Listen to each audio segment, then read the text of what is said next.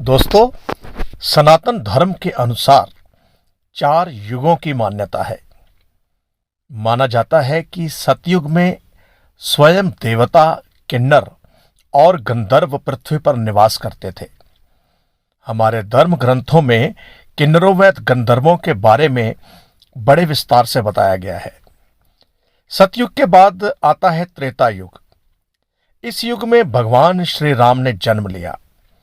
भगवान विष्णु के अवतार श्री रामचंद्र ने संसार को मर्यादित जीवन की शिक्षा दी।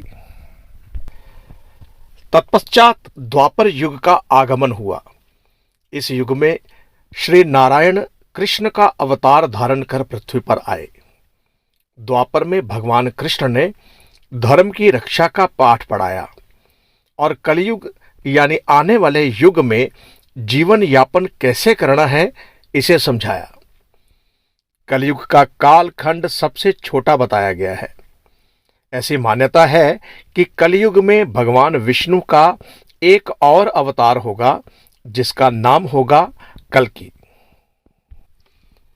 वर्तमान समय में कलयुग ही चल रहा है।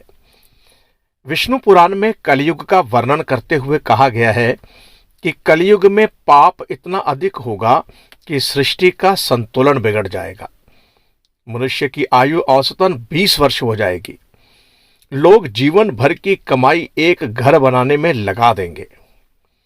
अब इन चारों युगों में सर्वश्रेष्ठ कौन सा युग है, इस पर जब पराशर ऋषि से सभी देवताओं ने पूछा तो ऋषिवर ने वेद व्यास जी के कथनों को बताते हुए कहा कि सबसे उत्तम कलयुग है। श्री वेद व्यास जी ने वेदों का वाचन किया है और भगवान गणपति ने उन वचनों को लिखित रूप में प्रस्तुत किया है। श्री वेद व्यास जी को ही सभी वेदों का रचनाकार माना जाता है। एक पौराणिक कथा में वेद व्यास जी ने कलयुग को सर्वश्रेष्ठ कहा है। यह बात हम सभी को अचरज में अवश्य डालती है, क्योंकि कलयुग में तो चारों ओर पाप ही पाप है, तो फिर कलयुग सर्वश्रेष्ठ कैसे हुआ।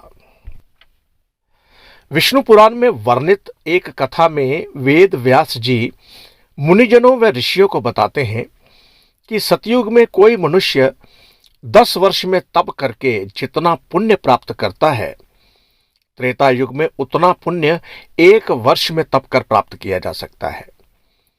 ठीक इसी प्रकार उतना ही पुण्य द्वापर में 1 महीने का तप करके प्राप्त किया जा सकता है और कलयुग में यह पुण्य मात्र 1 दिन के तप से प्राप्त हो जाता है।